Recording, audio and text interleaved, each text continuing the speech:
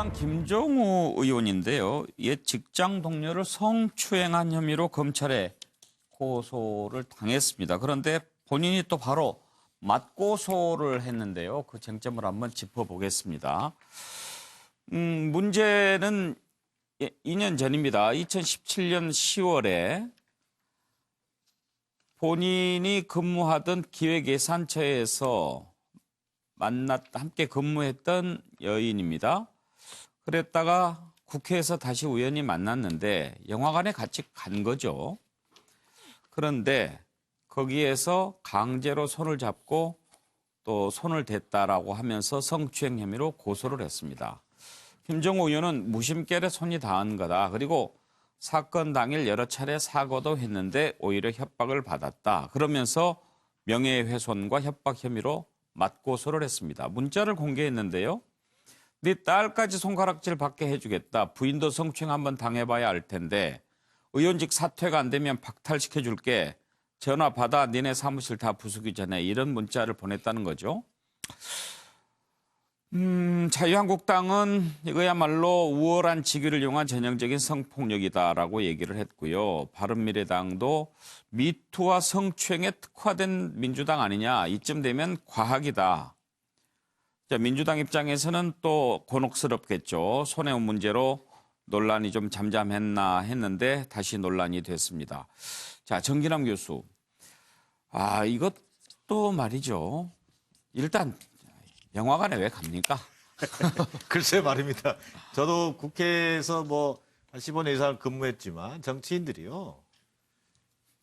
예를 들어서 단체 관람을 영화를 가는 경우는 봤습니다만 특정한 여성과 함께 간다는 것 자체는 제가 여기도 썼습니다만 예. 뭐 과전불납이라고 예. 이하부정관 그러지 않습니까? 예. 오얏나무 밑에서 가끔 매지 마라 그랬잖아요. 예. 그런 부분에 있어서는 아무리 어떤 선의가 있었다 하더라도 제가 오면서 한번 잠깐 상황을 한번 좀 탐문을 해봤어요. 예. 근데 우리 김정우 의원이 아직은 50대 초반인데 예.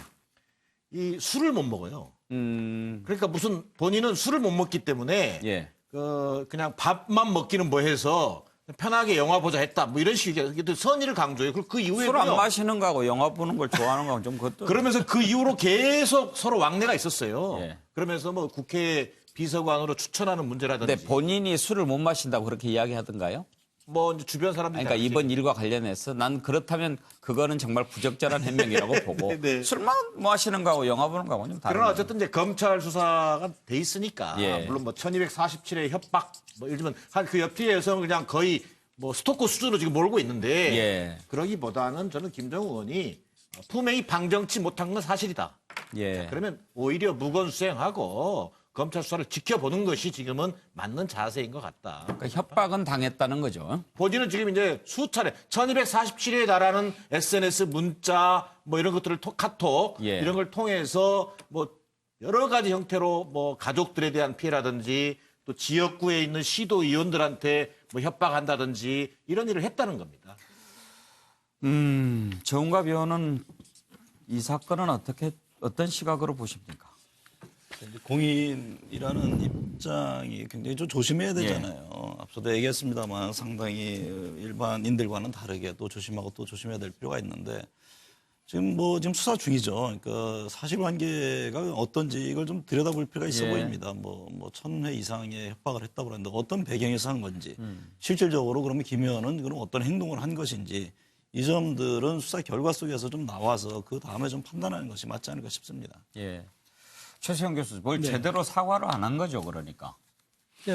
그러니까 사과라는 것이 그렇지 않습니까? 예. 본인은 사과를 했다고 하는데 받아들이는 쪽에서 사과라고 받아들이지 않으면 그건 사과가 아닌 거죠. 그렇죠. 사과는 어디까지나 그 받아들이는 사람의 영역이기 때문에 예. 그렇게 합니다. 근데 어쨌든 본인은 이 사건에 대해서 시인을 했습니다. 시인을 했고 지금 이것이 이제 서로 맞고소의 지금 상황으로 가고 있는데 저는 그래서 이 사회적 정의, 어떤 미투라는 큰 어떤 우리 사회 변혁에 따른 사회적 정의와 공인의 보호 범위가 충돌하는 이런 사례가 아닌가 저는 이렇게 생각합니다. 예. 그러니까 공인도 무조건 뭐 사생활이 까발려지는 것이 뭐 옳으냐 이런 차원으로 본인은 이제 그 항변을 합니다만 그러나 공인의 어떤 그 보호 범위가 사실 언론도 공인에 대한 문제 제기는 아주 그 사실에서 벗어나지 않는 한 항상 우리 언론의 편을 들어주지 않습니까? 예. 그것처럼 공인은 사회적으로 늘 검증받는 위치에 있기 때문에 이 사건이 저는 이제 이런 또 하나의 문제를 던지는 하나의 사례가 되지 않을까 보는데 본인은 사과를 했다고 주장을 하고 있으나 받아들이는 쪽에서 사과가 아니었다면 그 지점에 대해서는 다시 한번 고민을 해봐야 할 것이라고 생각합니다. 예.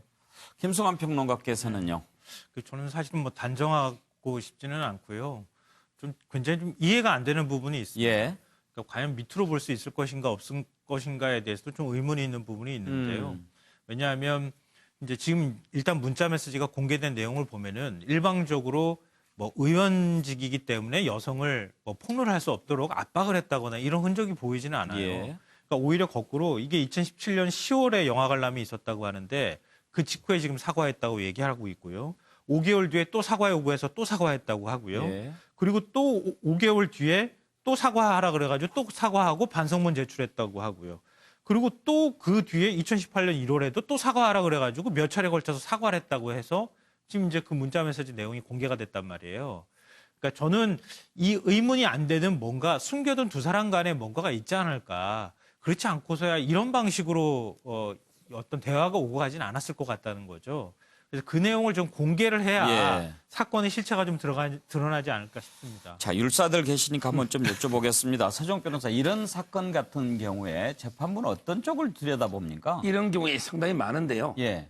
저는 이게 수사에서는 거짓말 탐정이라는 거예요. 물론 이제 증거 능력이 없고 동의를 해야 할 수 있어요. 예. 그러나 이게 제가 변호사 경영 20년에 한 번도 이게 틀린 적이 없어요. 어. 만약에 둘이가 했는데 한 명은 진실, 예. 한 명은 거짓 놈은 우연일치라 보기 어렵죠. 저는 이게 이런 수사가 필요하고요. 예. 현재로서는 이게 여성 진술이 좀 더 일관성이 구체성이 있고요. 그 의원님의 변명은 실수다. 이거는 이게 납득이 좀 약합니다. 예.